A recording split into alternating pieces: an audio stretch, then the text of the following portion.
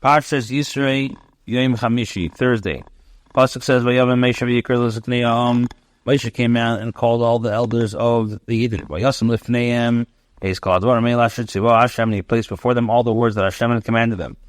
Ches Vayanu Kol Ha'am Yachdav, and all the people replied and said, Kol Asher Dibar Hashem Nasa. Whatever Hashem has spoken, we shall do.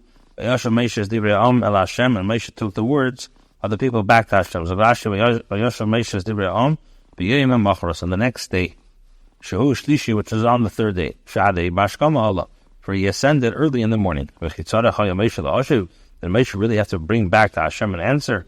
The Torah tells us proper eloquence from Moshe. He did not say, since he who sent me knows, I don't have to reply. Hashem said to Moshe, behold, I am coming to you in the thickness of the cloud. In order that the people hear when I speak to you, and they will also believe in you forever. Moshe relayed the words of the people of Hashem. With the thickness of the cloud. This is the darkness. And you forever. Also the prophets who will follow you. On the following day, which is on the fourth day of the month. On the words of the people, Tshuva davar zeh. It responds to this statement. I have heard from them, in other words, the Eden, that they want to hear directly from you. There is no comparison between one who hears a message from the mouth of the messenger and the one who hears it from the mouth of the king himself. We want to see our king. He didn't want to hear from Hashem directly. And Hashem said to Moshe, go to the people. So Moshe said to the people, Hashem said to the people, and Hashem said to Moshe, go to the people, I prepare them today and tomorrow. And they shall wash their garments. If it's true, that they compel me to speak with them, go to the people, and prepare them, which means you shall prepare them. They should prepare themselves today and tomorrow. And they shall be prepared for the third day. From the third day, al Har Sinai, Hashem will descend before the eyes of all the people upon Har Sinai. Separated from one woman. On the third day, which is the sixth of the month of Hamishi, on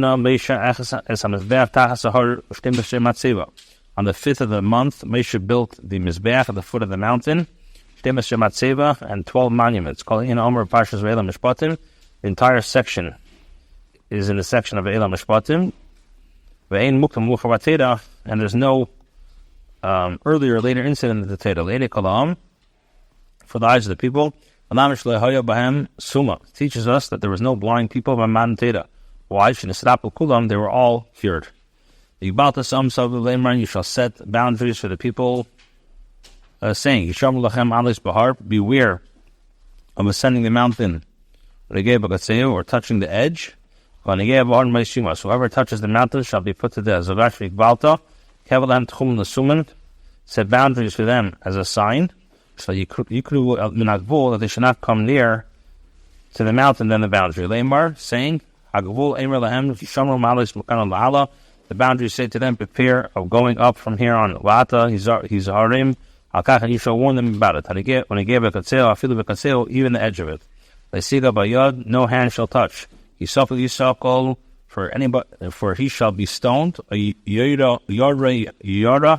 or cast down, in behema ishla yichya, whether man or a beast, he shall not live.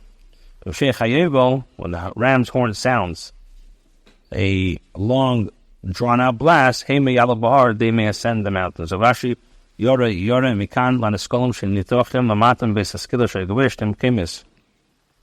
here we learn that those who are liable to death by stoning are first cast down from the stoning place, which was as high as 2 heights of a man. Yushlach lamata ba'aretz, to the earth, like he be cast into the sea. When the ram's horn sounds a long drawn out blast, when the ram's horn sounds a long drawn out blast, this is a sign of the Shekhinah withdrawal and the voice of Hashem. As soon as the Shekhinah withdraws, they are permitted to descend. The ram's horn to a shofar who ayil. That is a shofar of a ram.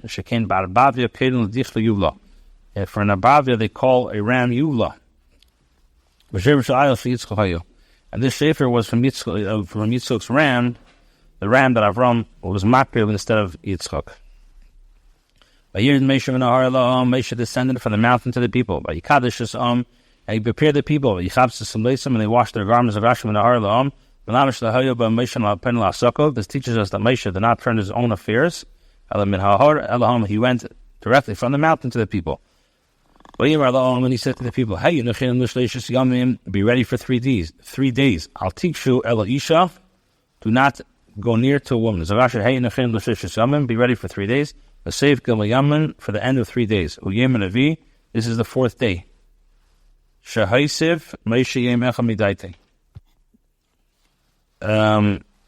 end of 3 days, this is the 4th day. For Moshe added 1 day on his own. As Rabbi holds in the Gemara. According to the one who says that Aseres Adibros were given on the 6th day of the month, Moshe did not add anything. 3 days has the same meaning as for the 3rd day. Isha, do not go near a woman. You're not allowed to have intimacy with her for all 3 days of preparation. In order that the woman may immerse himself on the 3rd day and be pure to receive the Teda.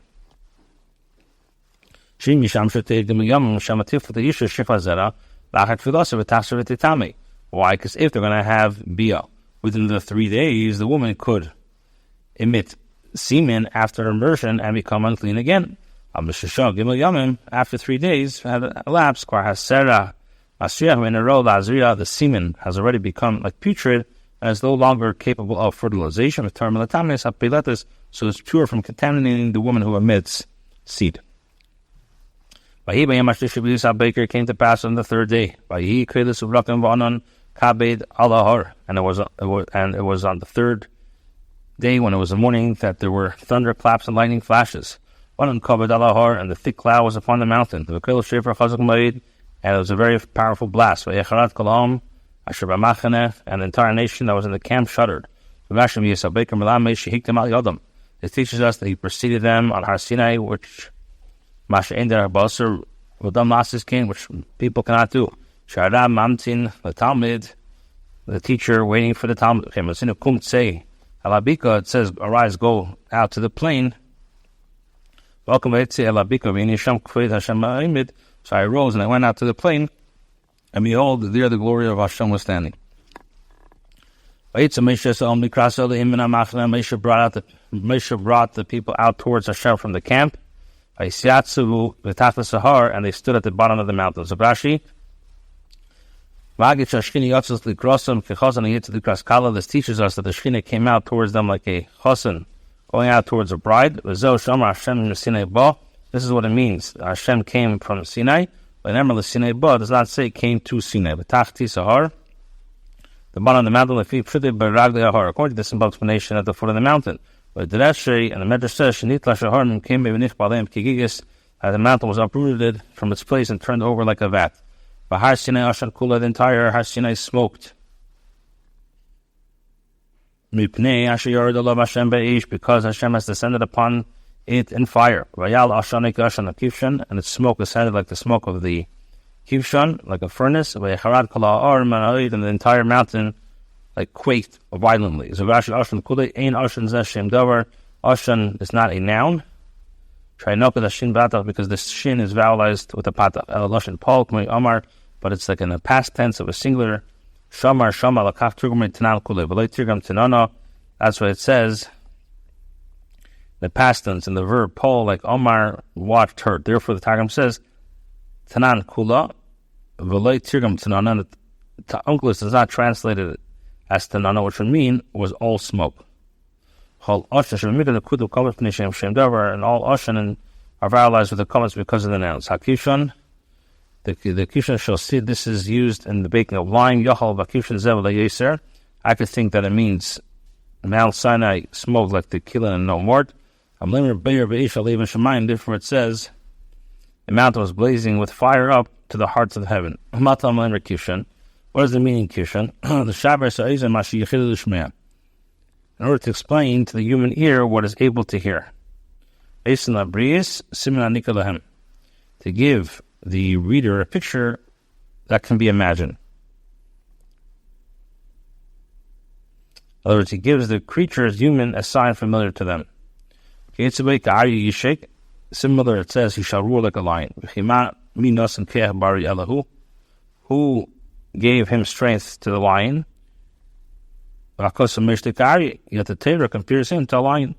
To the shaber. The Torah describes him, the Eberstein compares him to his creatures in order to explain to human what the ear is able to hear. Similar to this, you find the sound, the voice of Hashem is like the sound of abundant waters. Now, who gave the water a sound but he? Yet you describe him and compare him to the creatures in the Shabbos reason in order to explain to humans what the ear is able to hear. The sound of the shofar grew increasingly strong. Moshe would speak, while and Hashem would answer him with a voice. It grew increasingly stronger. It's customary of a person, the longer one blows long notes on a horn, the weaker and fainter the sound becomes. Here by Mantera, it was at the beginning. Why? The Shabbos in order to let their ears hear what they were able to hear and not shock them. Moshe would speak and make the dibris make heard from the mouth of Hashem. So they only heard as part of who Messiah says Moshe by giving him strength that his voice be strong and audible. He would answer him concerning his voice. Meaning concerning the fire, to bring it down.